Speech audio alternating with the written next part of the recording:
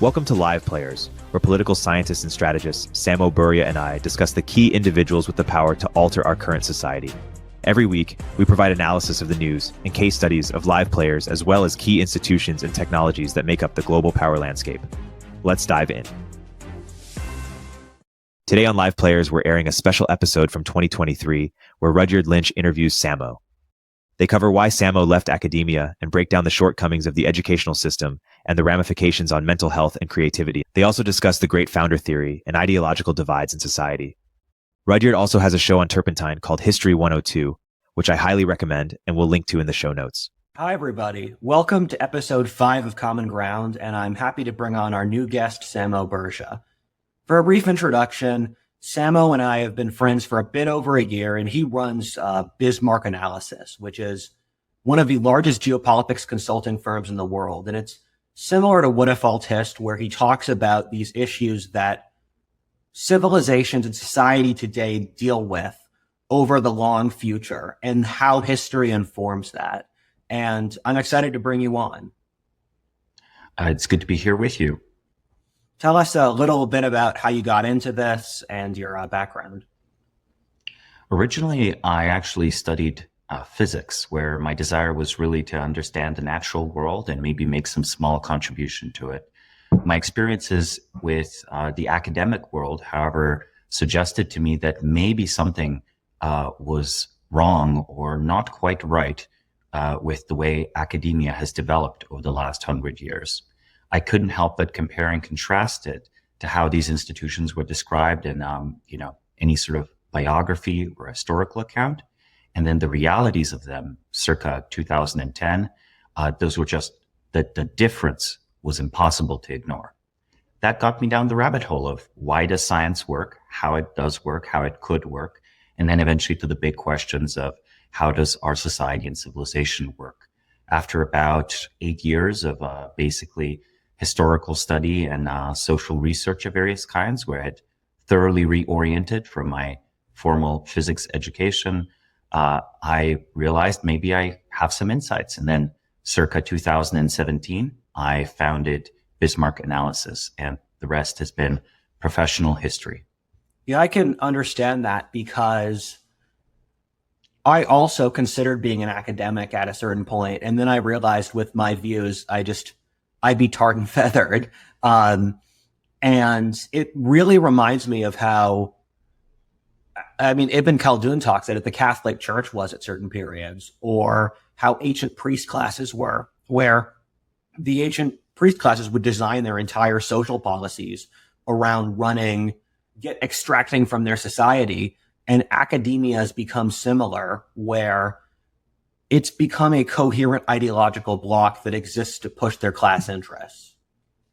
That's very much the case. My initial critiques were more focused almost on its core function, right? Does it fulfill the function of advancing human knowledge?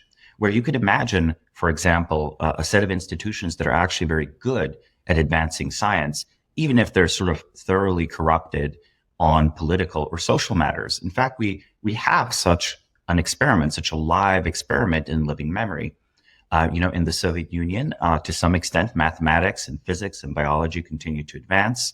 But when it came to, interesting questions such as history, development of society, economics, politics, they were kind of off the mark and systemically off the mark, right? Because it was complementary to the way that whole regime was structured. I think that what we are seeing are two critical phenomena. First is excessive bureaucratization and specialization, which means that hyper-specialized scholars who only get tiny, very constrained grants that can sort of pass through like an academic committee, and of course the committee has to reach consensus before it can do anything, are basically like, chasing down rabbits down blind alleys, essentially, right? They are in mazes, intellectual mazes of various kinds. And I think there's a reason that the academic world is not producing the kind of great, large, sweeping thinkers that we might have seen in the 17th, 18th, 19th, and 20th century. The mainstream explanation for this is that we've just run out of stuff to figure out, right? That we've picked all the low-hanging fruit. And I don't think that's true. That's really interesting because I agree with you that we bureaucratized every aspect of life. And I have a term called managerial ideology, where I think liberalism and Marxism fused to form a single ideology in the last couple of decades that now dominates most of the world. And this is a rabbit hole I've been going on because I've been trying to figure out why mental health is so poor.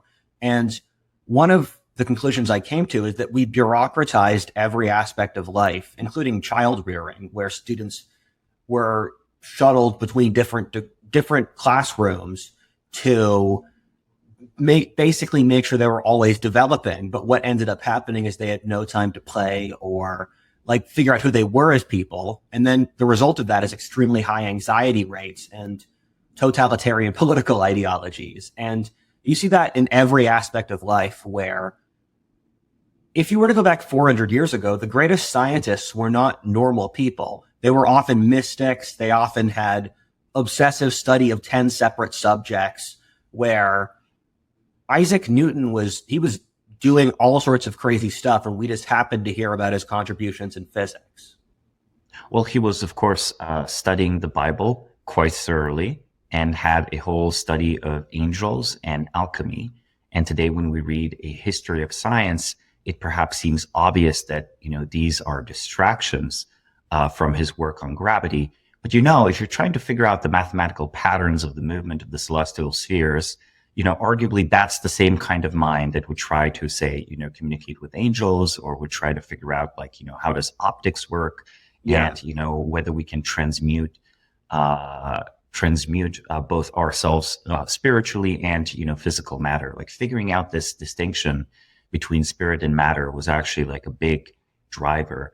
And if you have limited knowledge, right, Isaac Newton might well have, for all he knew, lived in a world where, the gravity stuff goes nowhere and the alchemy actually just works.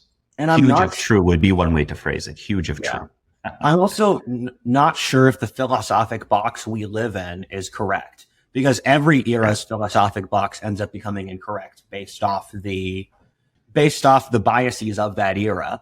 And given every other society in history believed in some version of the spirit world or angels or whatever, it wouldn't surprise me if in 300 years some genius develops some theory that explains why all those cultures believed in witchcraft using some variable we don't understand today.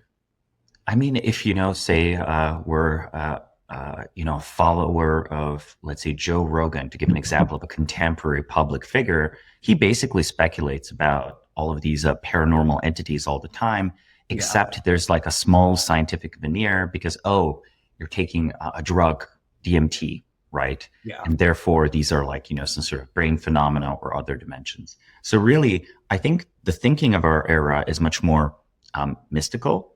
It's less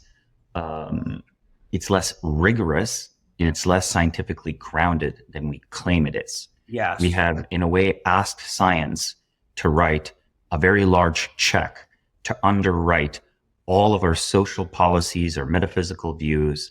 And I think the check has bounced. Yeah, that's a brilliant way of putting it. Last time we talked The Master and His Emissary, which is a book I recently read that's brilliant.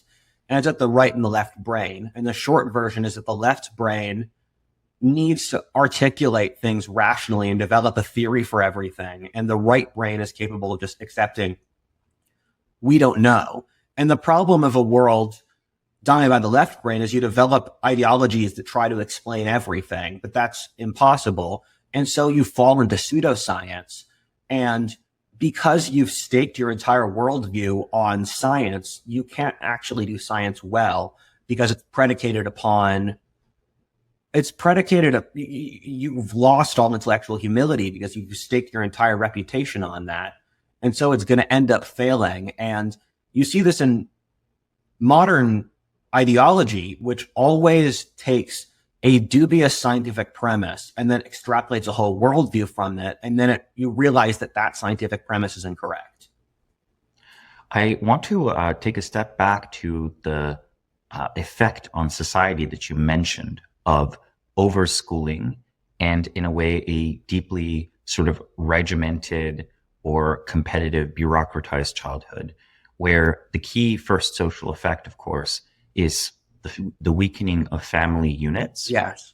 And, in one extreme, say, if we look at the education system of classical totalitarian societies, over-identification with the rest of society, where essentially you're recruited into kind of like a youth wing of an organization, and then you are in a way immediately on this pipeline, an ideological pipeline, where the more you conform to a particular worldview, the higher you end up rising through the course of your life. Yes. Right? Or at least that was the second generation of Soviet leadership was raised that way. Arguably, many people, in high positions in the Chinese Communist Party today were already raised that way. But there's also a flip side. You might end up weakening the family and not even building a strong, country-spanning cult. We could describe, a totalitarian political party as a cult because it's all-encompassing, has a special chosen mission, has unique means of socializing and disciplining its members, even compared to the rest of society, right? For example, for China, the Chinese Communist Party is 30 million members or so? 80 million. It's the same as 80 Germany. million. Okay. So still an order of magnitude smaller than the population of the whole country, right? Yes. A few percentage points. This is a topic I've been thinking about recently because I've been stuck on this. I go on research projects that are like 4 to 6 months long, and then a year after that, I'll make a series of videos on it. And the question I have is, why does modernity kind of suck people dry? Because if you look at the post-industrial world, there's a collapsing degree of creativity. In 1830, when America's founded cities, they were named Ithaca, they were named Spartansburg, they were named Syracuse. Now, or 100 years ago, people would make references to Edward the Confessor in pop culture. None of that's possible now. And even if you go to a third world country, like when I went to Egypt, people had much more energy and they talk at work, and you don't see that as much in Western countries. And it seems almost as if the longer you go through an industrial society, the more it sucks out implicit cultural institutions that allow creativity. And that's a process we've seen recently where loads of older people, say people in my generation, just act like zombies. And I would have to blame I'd have to blame the school system a good degree among a bunch of other institutions, because if you look at the implicit understanding of a public school system, it basically goes, you are isolated from everyone you know. You are put in a bureaucratic organization where your role is to please the people in that organization. And you are awarded for regimentation and ability to carry out rote tasks. And none of that is how humans evolved to be. And I'm not saying that this is an easy issue. And if we got rid of public schools, the world would be not even public schools, because private schools operate the same way. I'm not saying if we got rid of schools, the world would be a wonderful place, but you can definitely see the long-term cultural extension of using that system to socialize your society.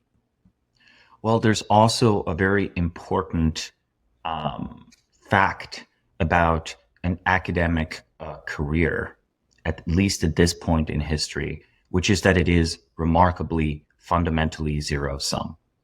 I think successful societies have basically harnessed positive sum competition.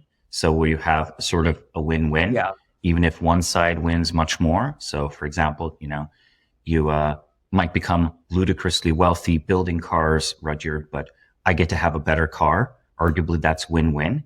Maybe my car business went out of business, but I still end up with a better car at the end, to simplify. Capitalism had some of these elements. Some forms of Republican government had these elements. Scientific discovery actually had these elements, right? Because even as the scientists were competing, they were understanding more and more, and there was always more to understand. So if you have like a race between Gauss and Newton, in a way, they can both end up winners to some extent. Academia today is very zero-sum. You are competing for a small number of elite positions at key Ivy League schools. This is actually a way in which China is becoming more like the US where it really honestly shouldn't be. Right now, it's starting to matter more and more in China which university you went to. So that's maybe an improvement off of party family connections or whatever. But it actually also means that they are going to, over focus on education in a way very similar to South Korea, to Japan, where the whole aim of the competition is to get a perfect score, to get into the perfect school, and then you have a cushy job.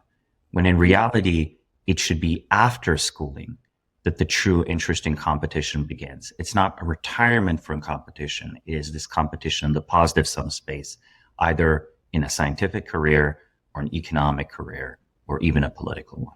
That's very well put. And it makes me wonder where this thing we talked about before as well is I roughly say there are 4 separate religions in competition for the future of the West or America. One is techno-optimists who are basically trying to use AI as a rapture to save society and to move the human race forward. The second is wokeism. The third is Christian conservatives.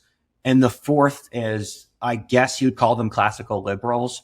And of those 4 groups, the only group that actually talks about real world problems and the issues facing that in society is the 4th classical liberal group, where aging, for example, is going to destroy significant parts of the world's economy. And the only people who are talking about it is people like us or Peter Zeihan. And the fact that you can we are the era of the most academic output ever in sheer volume. But to have only one of those 4 religions actually talk about the problems the future faces, that's absolutely horrifying. Well, I think it's very much the case that people in society as large are interested in talking and thinking about these issues. It's just that many of these problems don't necessarily have a comfortable managerial solution, where I would actually agree with the read on the over managerialization of society, be it, a gathering of German CEOs at the World Economic Forum, an academic conference at Harvard, or, even some sort of business gathering in Singapore. It's always going to be a very similar set of considerations and a very similar set of solutions. And the managerial solution to the problem of global warming is essentially economical degrowth, right? Yeah. Economical degrowth cannot in principle be sort of done democratically because voters, and this is actually not even a point in favor of democracy. I'm actually saying that in democracy, it's hard to get citizens to vote for sacrifice for long-term interests. Yeah. But still, the managerial people, they understand that there's no democratic way to have people to endorse lower standards of living. Then there's essentially like bureaucratic or administrative ways of doing so. It's sort of like, look, okay, we're not making air travel more expensive. We're giving you the right to always demand a certain level of compensation from the airline for their flight being late, which might seem fine, but increases, say, the costs of the airline significantly and reduces air travel de facto, while not seeming like an attack on the consumer or the citizen. Hey everybody, Erik here with a word from our sponsors. If you don't already subscribe to Turpentine's industry-leading newsletters, like our new daily AI newsletter, Emergent Behavior, or Media Empires, you should. But that's not what I'm here to tell you about. The platform we use to power these newsletters is called Beehiiv, and it's excellent. First of all, it was started by the same early team who helped build Morning Brew into a $75 million newsletter business. And they built Beehiiv to offer that same powerful functionality to anyone sending emails. From essayists to business owners, the platform is beautiful, their text editor is intuitive, and they help you scale your audience with custom growth features. Beehiiv has powerful tools to help you monetize your content. You can easily launch paid subscriptions or pursue an advertising model. The Beehiiv platform will even connect you to premium brands to sponsor your newsletter. Not only do we use them, but thousands of the top newsletters in the world also use them, like Milk Road, Blockworks, the Lindy newsletter, and so many more. Beehiiv's founder hooked up Moment of Zen listeners with a sweet deal. Get 20% off for 3 months with code MOZ. Visit beehiiv.com, that's BEEHIIV.com, to get started. Over 100 startups launched today. Do you know who they are? If you're not seeing interesting startups, none of your downstream processes matter. How you source deals at the earliest stages could be your most consequential investment. Harmonic is the most complete startup database, finding new companies as soon as they incorporate and tracking them through IPO. You can create a search tailored to your investment thesis. In one search, filter over company data, including venture stage, industry, and geography, founders and operators' backgrounds, and traction metrics like headcount changes, social media audience, and web traffic growth. Importantly, Harmonic instantly surfaces warm connections to help you connect with founders. The results are delivered on autopilot, wherever you most need them, over Slack, email, or via API, directly into your CRM, integrating seamlessly into your software stack. Learn why Craft, Bedrock, NEA, and hundreds more trust Harmonic's data by visiting harmonic.ai or use the link in the description. Make sure you mention our podcast, Turpentine VC, during your demo. This is one of the things I like about you, Samo. Since you come from Slovenia, you can see the final logic of the cynicism of bureaucratic organizations. Since your people have lived through, I think, 3 separate bureaucratic empires in the last century: the Habsburgs, who were incredibly bureaucratic, the Germans, and the Soviets. Well, or rather the Yugoslav government, which was too extensively modeled on the Soviet Union, but it did break away from the Soviet Union. The details matter the details mattered immensely to the people at the time, though of course decades later the differences fade. So the bureaucratization and especially these sort of seemingly technocratic decisions that somehow never have a responsible person attached to them. These are very, very difficult for democracy to counteract. Yes. I would describe democracy, and by the way, I think in a classical political science sense, all regimes are mixed. They have mixed elements. And even, say, America's founding fathers described America as having democratic elements, Republican elements. Alexander Hamilton even suggested it has monarchical elements, though he didn't do so publicly. And that these can be mixed together for, good government. I think democracy is sort of like a safety, supposed to work as a safety check, right? It can't exert constant force against an incrementing ratchet of these types of nominally technocratic, almost untraceable decisions and measures. Democracy doesn't have necessarily great remedies for the proliferation of basically spurious laws and the enforcement of those laws, or it doesn't necessarily have that good of a countermeasure to, basically groups pursuing their economic self-interest, even if it is essentially a type of rent extraction. Like we see this in some professions. Doctors will always, as an organized group, wish to block nurses from being able to do something, right? Why? Because, even if the nurses are qualified, even if it's good for the patients, doctors want to preserve their advantage as a profession. You're right. And it's why democracy is so rare over history, because you need to install a group that has an incentive for the long-term continuance of society. And the reason monarchies are so ubiquitous across history is by establishing a family line, the ruling class is incentivized to have long-term strategies so their descendants stay in power. And the reason why democracies only exist in societies where with large middle classes is that if you're in a society without a large middle class, the democracy will just turn into what it is in most of Africa or Latin America, or a tool to extract goodies from the government. And what you described is... Or rather, from other groups of people in the same society. Exactly. And what you describe is Aristotle's critique of democracy, that it turns into basically buying goodies from the society, and that it establishes a basically continuing chaos until people beg for a dictatorship. Right. Like, the desire for Caesar comes out of the corruption of the Senate, pretty straightforward. Yes. And then, of course, sometimes you might even actually be lucky and actually get a Caesar or a Caesar Augustus, but that's not the usual outcome, right? The usual outcome is much worse. Yeah, the usual outcome is getting a parole. Seems fine. Yeah, I can. I mean, not on the historical curve, right? I Yeah, wouldn't recommend it for America. I confused Pinochet with Perón because Pinochet Yeah, did. Chile did very well under him. Perón is the opposite, where Argentina. Right.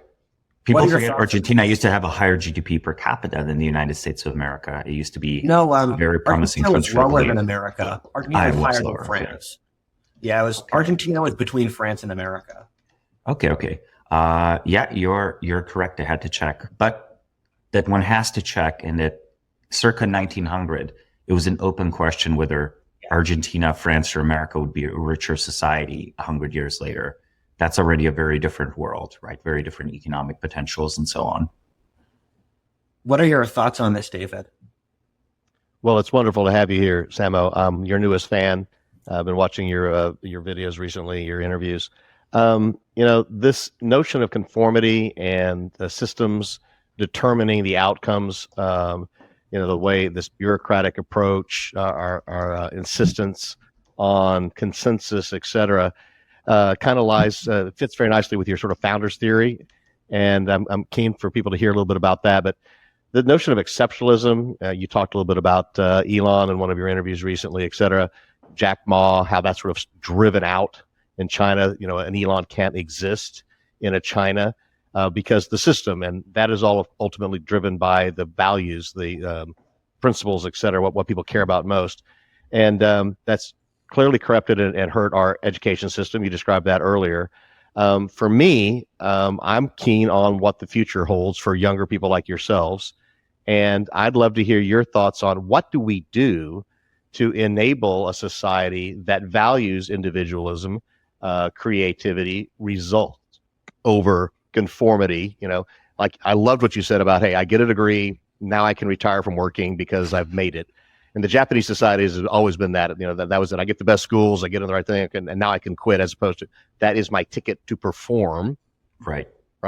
This aversion to almost to meritocracy that we've developed seems to be systemically dangerous.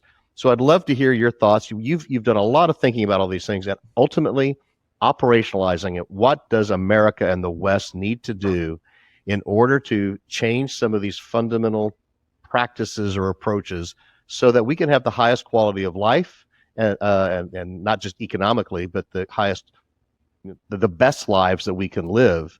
And I worry about that for our future. So I'd love to hear your thoughts on what you'd like to see happen and what changes you'd like to see be made, what changes in attitudes you'd like to see be made so that the next generation has a better life than the one they're currently they're experiencing.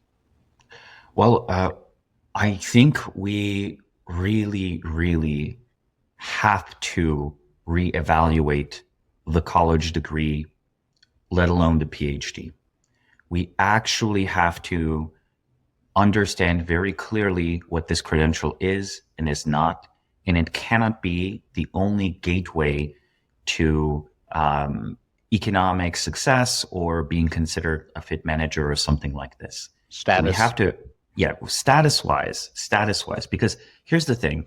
I think, if one approaches something from the perspective of an economist, I think one gets a lot of good insights, but I think the economic rationality of most people is overrated. I think people make economically rational decisions in societies where economically rational decisions are celebrated. I think the first need is almost this kind of social, acceptance, prestige, celebration. People, in fact, will do economically irrational things all the time in our society to receive those social goods. There's a reason the luxury goods market exists, for example, right? Conspicuous consumption, all of these, in a way, classic descriptions of human behavior. So first we have to ask ourselves, what do we celebrate? So I think that we have to stop celebrating the institutions for their own sake. While the institutions do matter, I'm actually a great fan of functional institutions, of building good institutions. So many in our society have ceased to function the way that they should, or the way that they could have, right? We talked a little bit about the university system. We could talk about the banking system. We could talk about, Congress, for example. Can you even imagine a debate happening in Congress where the congressmen are speaking to each other and one makes a good point and a congressman's vote is changed on the basis of what they heard on the congressional floor. Like that's exactly that doesn't happen in social media. That's what representative government was, right? It's hard to remember. So I would say that America we don't actually see has a that. legislature-shaped hole in its body politic. Like Congress is not performing that function anymore. That deliberative function. So I want to address that. That's really critical. I've always said that the world will come to an end if people on social media said, "Oh, that's a great idea. I've never thought of it that way. You've changed my worldview." Greg wants to make a skit about that, actually. Greg wants to make, he's one of our early guests. He's a comedian. He wants to make a YouTube video about the one person whose mind was changed by a debate. And ultimately, my background early on was in compensation reward theory. And I'm an economist as well. And what drives people, motivates them, it's not always just pure economic logic, right? People in the military will get shot for a ribbon on their chest because of what that means to them. It's not the ribbon on their chest, et cetera, right? And it's certainly not for financial gain, right? They will take a bullet for you, right? And for their country, they'll give up their lives. So what motivates people to do certain things is a matter of what we value. And to your point, what we emphasize, we are emphasizing the trappings of success and status, et cetera, college degrees over. Rudyard talks about this all the time. He has a number of highly successful friends, and none of them have gone to college. None of them have graduated. Some of them were going to Berkeley or whatever, dropped out. And if you look at all these people, that's not the hallmark of success. Is it a path for success? Mm-hmm. Is there value in going to college? Yes, I have multiple degrees. I value degrees, but that's the starting point to be able to go in and then contribute, right? We value the wrong things. We care about the wrong things, and we justify our emotions with logic, right? We're very emotional, id-driven creatures. We're animals. And we don't seem to be self-aware. And what I love about the analysis that you do and the analysis that Rudyard does is you look at the human condition and what drives us, and then says, okay, if this is who we are, this is what drives us, this is what we care about, how do we make the best decisions, and how do we have the best policies? How do we take the best steps forward? And we're not doing that. And in part because our young people don't have a basis of experience.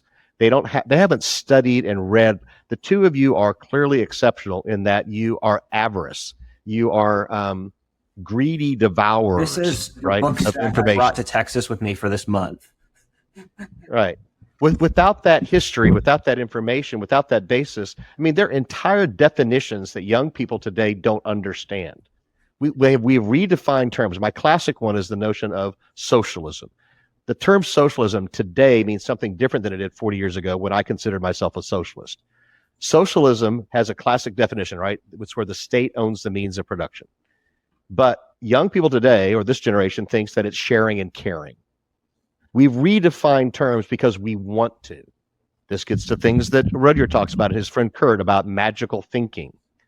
We've got to step back, get a hold of ourselves, figure out who and what we are and what we really believe. And we have to have open, honest conversations with other people who have read more than one book and have had more than one life experience. And this is why I value about this forum. I want to see people like you have an impact on decision makers. The things that you guys are saying are really, really important. The reason for this thing, Common Ground, is to take this from the theoretical and interesting, because you have millions of viewers that love what you talk about. The big question is now, how do we apply this and how do we change our lives? With all that pontification on my part, I would love to hear you expand more. You talked a little about education. We have to fix education and how we value it. In here. And what else you think we should do? To jump off Samo's point, what we've done is we've abdicated thinking and we've abdicated responsibility. We have done literally everything we can in society to not think. Where, when I hire people, I don't pay attention to college degree because I know enough about my subject that in 20 minutes I can determine how competent they are. And I think that's, if you actually work, the whole process is advocating making a decision, where I think most people who manage a team can hire people for that team by themselves because they know what the job entails. They can fire them if they don't like them, but because they don't want to have that responsibility, they abdicate it to an HR. The HR doesn't actually know what the job entails or what it's like on the ground. And so they abdicate it to a college degree. And it's one of the things I despise is on internet. It's not just internet in our culture. people will say you're not an intellectual if you don't follow their exact prescription, their exact intellectual method, where people have given me crap for reading books written for 1960. And the myth has been warped into saying I read nothing after 1960, which is clearly false if you watch my videos. But they'll say that because I read books written before 1960, none of my conclusions are valid. So they've shrunk intellectualism to a box where no one can disagree with them. They don't actually have to think about what you're saying. Well, the implicit premise there is that in all times and all places, past knowledge is fully refactored, accounted for, and updated with the latest version. Just as, allegedly your phone is better with every software update, then the textbook is better every single year. Yes. I think on the big historical picture, that's not true. In fact, if you have an intellectual dark age, the worst material or the most basic material survives because it's the only material that is still understood. Today we have Euclid's Elements, because Euclid's Elements, as in elementary, was the only relevant math that could at all be applicable for thousands of years. It's not the only math treatise by Euclid. We know, in fact, that there were others that the Greeks considered more advanced. We didn't have them. Yet Euclid's Elements have been mined for fresh mathematics as late as the 19th century and actually still form the basis of advanced mathematical education in the 20th century. People would take those like simple premises and extend them really far. So I don't know, I wish we had the advanced textbooks by Euclid.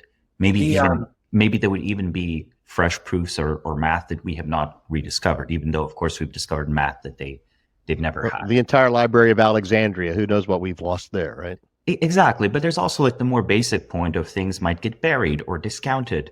Again, political, social reasons, even if they technically still exist in a library. But I want to caution before we move this too much in a purely intellectual or scholarly direction. There's certainly an erosion of the level of education of a broad segment of the population that used to be thought of as the intelligentsia 200 years ago or 100 years ago, or the educated gentleman in Britain, again, 200, 250 years ago.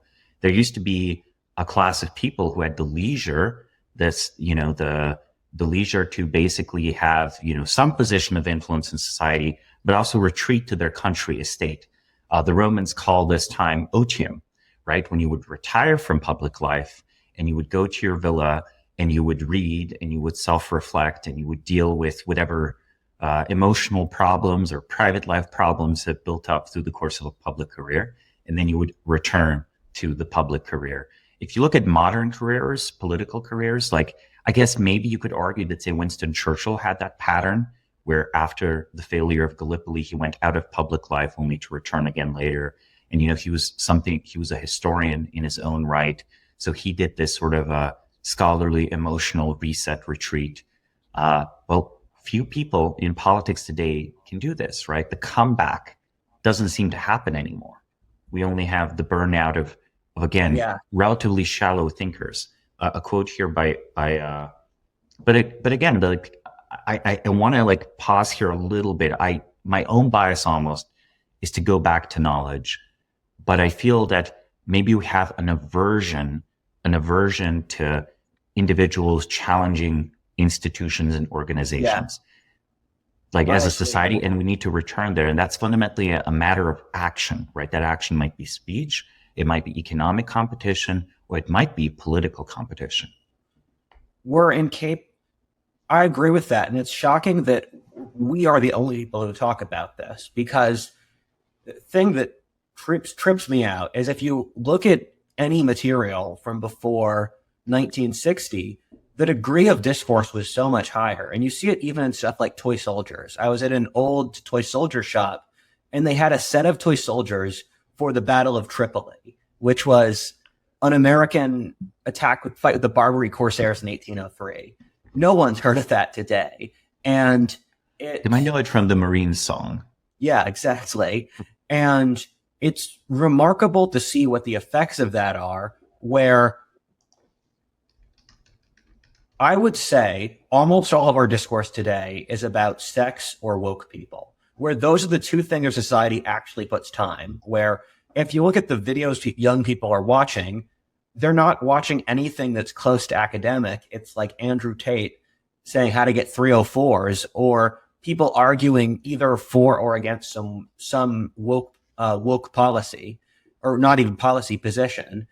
And I agree with you. Or having met lots of the people who should be part of the ruling class, people who go to Harvard, people who make successful companies, they have none of the skills that are required for leadership. And I always tell people I work with, I view my mind as a sushi knife, where I think I can do I have a series of skills in different fields that are useful, but I can't constantly be cutting onions at the sushi knife or I'll burn out.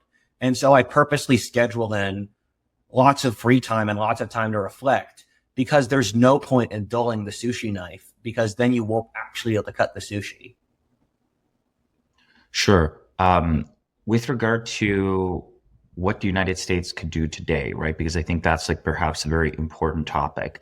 I alluded earlier that I think we should have a very serious set of reforms in Congress.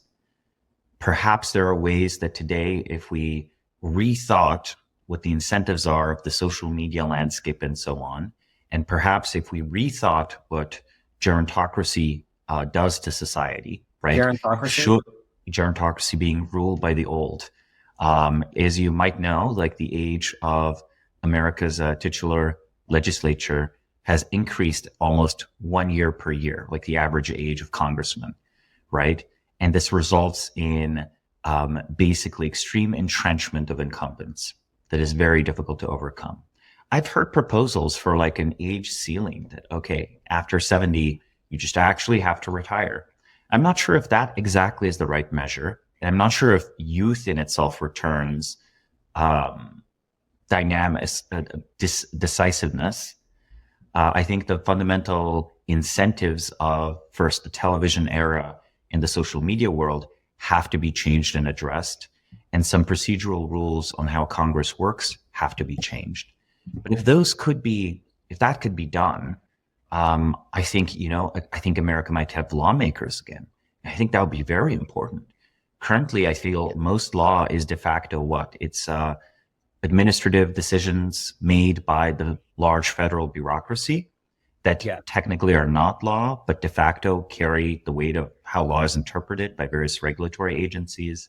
You might have the occasional Supreme Court ruling, which, by the way, is also interesting. Wait, why is the Supreme Court changing legislation through reinterpretation? Like, that's already an example that there's a missing piece of machinery. And the third one is the occasional president that does like some executive order, right? And then executive order, and that's like a royal decree. And if the king is good, the executive order can be good. And if the king is not good, then the executive order is not good. So it's really funny. We have these three ways where we've tried to replace setting good laws appropriate for times and appropriate for circumstances, but you really can't stitch it together from a court, a king, and basically bureaucrats. No, you actually have to have a deliberative legislature if you wish to have a republic in a classical sense, and if you wish to have any advantage over, say, a CCP Congress, where, in some ways, maybe the CCP actually debates long-term issues better than we do. Like, actually, maybe they definitely do bureaucracy better under Xi than we do, right? What do you think the ultimate factor that resulted in the fossilization of the legislature was? Part of it certainly is that the ethic of civil service that used to be done for the equivalent of the ribbon on the chest is gone. Americans were extremely proud of their experiment in democracy and republican government in the 19th century and had a clear understanding of what the business of governing entails. And they didn't necessarily always expect, actually it was considered kind of bad if the politician was too charismatic. So in a way, we've made politicians celebrities rather than making them servants. Respectable citizens. They should be first among equals as citizens who've really excelled in like the domain of life of actual contribution, perhaps run organizations that prove that they know how to work with their fellow citizen. And then if we could select those and put them into Congress, that'd be very interesting. I mean, I was joking a while ago, but I mean, of course, there's a problem here of corporate interests where you have to mind corporate interests are also a form of managerialism. But, maybe it'd be actually kind of fun if we could say draft an occasional Elon Musk and be like, look, if you want to be yay rich and you're a US citizen, you just have to go into Congress and you have to sit for 2 sessions a year and you have to vote. Like maybe that would be fun. Maybe it would be fun to bring some of the actually most prominent people who currently make decisions and just make them sit in Congress for a little bit and see how they vote. Maybe the whole country should see how, these accomplished people vote. And that's actually, it's 2 things, right? It gives some amount of political power. And I do know this is like a radical notion. On the one hand, it does give them new political powers. But think about it, in a way, maybe that cuts out the middleman. Maybe it cuts out the anonymizing big sea of lobbyists. And on the other hand, it produces accountability because then it's in the public record how a prominent CEO voted. Like that's an interesting. So Samo, I'm all for radical changes. I've always been that way, and I'm it's interesting. There are a bunch of people that want to tear down the system, but they don't have really good recommendations as to what to replace it with. You're coming up with some suggestions that I'm fond of, and they're based entirely on incentivization. How are people incentivized? Why do people want to go into public service and end up being a politician for 50 years? And well, they get wealthy, they become powerful, they become celebrities, etc. So all the incentives are wrong, and we have to change those. There are systemic, fundamental, structural things that we could do, and I think you'd probably agree with them. If you couldn't serve as many years, yes. Right? If there were term limits, etc., right? Basically, yeah. Yeah, if that your conscription idea of making the best and the brightest serve, I think is very interesting and radical. But if there were term limits on that, and also if you didn't have the public purse, if you didn't control all the money, if we had a balanced budget amendment, or if we had to live within our means, then the incentive, and Rudyard mentioned this, we're always being incentivized as leaders to give stuff to the masses, to bring bread to the Romans, right? So, the democracies vote for stuff for themselves, right? So but we have to fight those intrinsic basic incentives. The system is set up to encourage people to become politicians for lifelong careers of power and fame and prestige, and they keep those by pandering to the people who want stuff from them. Unless you address those 2 fundamental issues, you really can't fix the system. Is that something you'd agree with? I think that, people who are sitting on the deliberative legislative body should actually be people who have a long career that has been accomplished of being active in society, right? And only perhaps at the very end do they, or somewhere in the middle, they provide a few years for the public benefit. Where again, the sort of almost conscripting people into Congress, at least for a few seats, right? Like, just a few seats. By the way, it's notable that I think in the original constitutional setup, senators were not necessarily appointed by vote. That happened later. So I don't know, maybe we have the constitutional leeway. Maybe you had your idea back then, right? Exactly. Yeah. Maybe we have the ability to implement this constitutionally. Who knows? Or maybe an amendment is passed, etc. Like Congress, people used to also pass amendments rather than just make new Supreme Court decisions. But I think that partially the idea avoids the problem of, only the very worst want to actually do the job. Serve. Yeah. Well, teaching was that way. I mean, you had a number of great teachers, I'm sure, right? Both of you? You had good teachers and bad. But few of them had ever been outside the comforting bosom of academia. They had not had a real job, made a payroll, started a business, served or whatever. So, I learned, I went to 11 schools by the time I got to the 10th grade.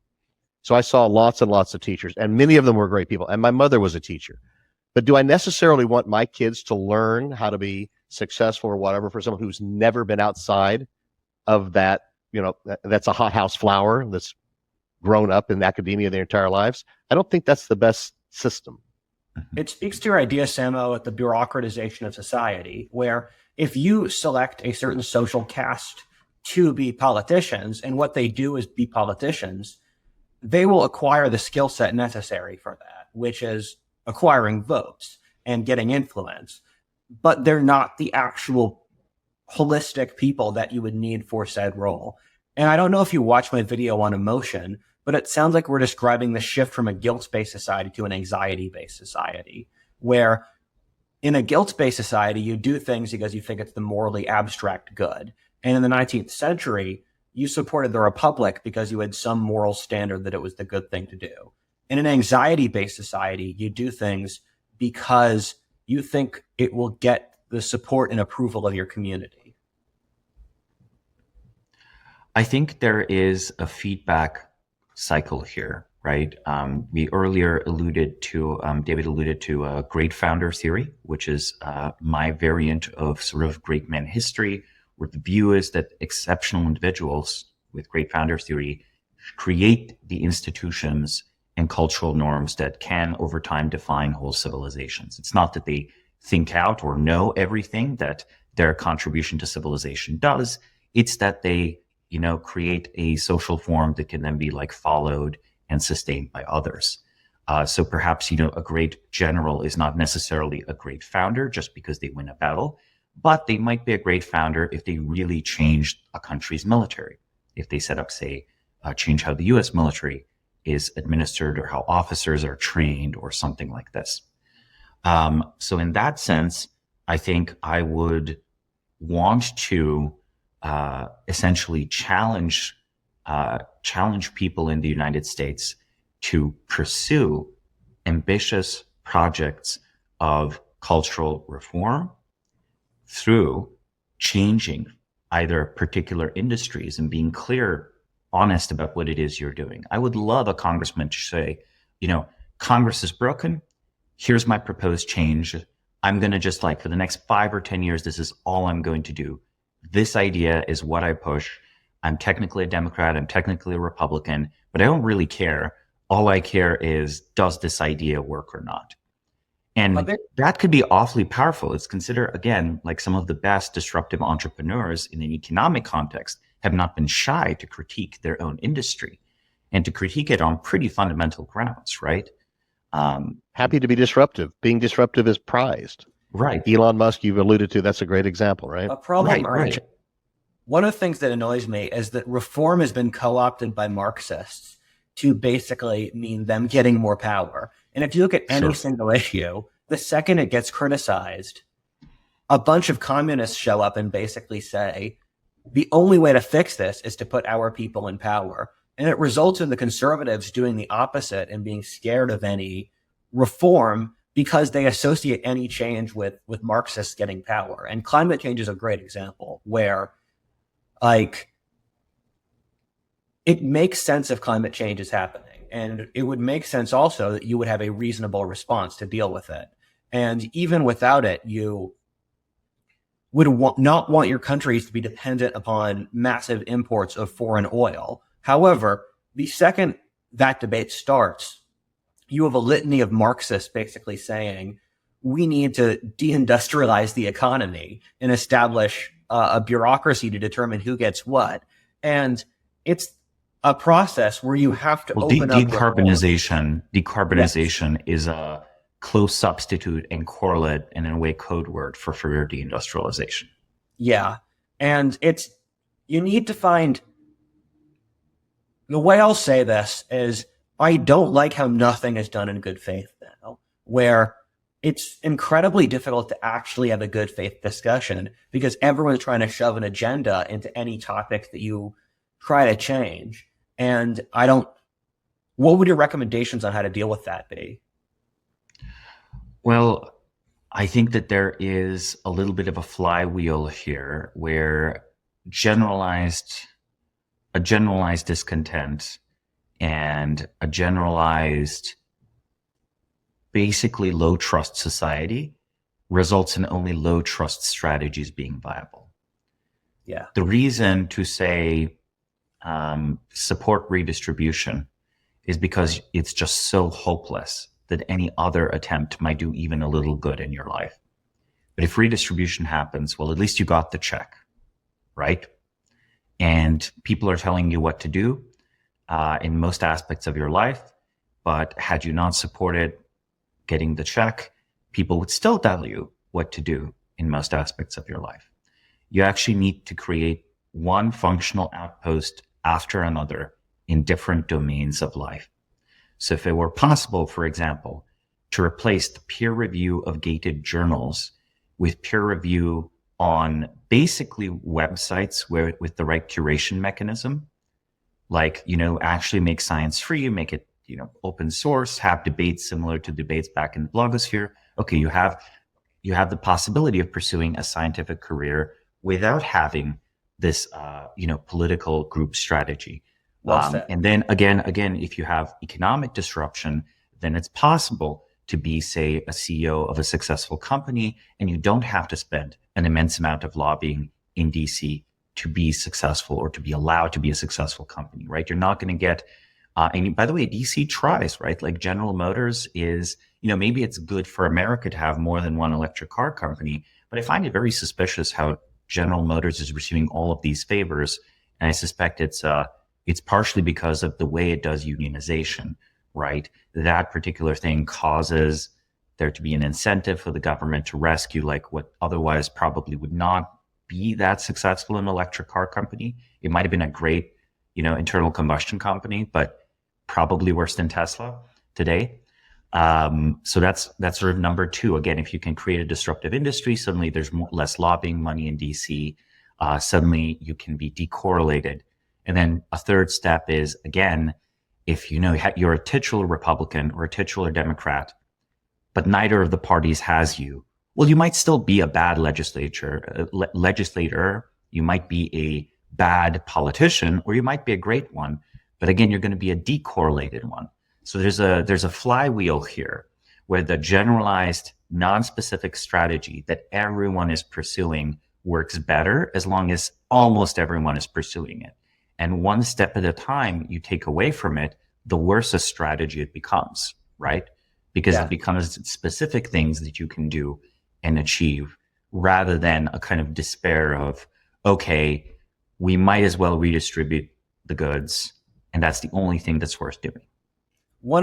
That's interesting. And reminds me of something I'm thinking about, where every socialist society has seen its decline afterwards. And this didn't go back to Diocletian's Rome. It's after Europe implemented socialism, its percent of the world's economy collapsed. You see it in former Iron Curtain countries. And the conclusion I came to was that socialism itself wasn't what was causing it. But a society that gets to the point of socialism has lost faith in its future. And so it's a correlation, or it's once you get to the point where you want handouts from the government, you don't trust in the future. And a society that does not trust in the future will have serious problems.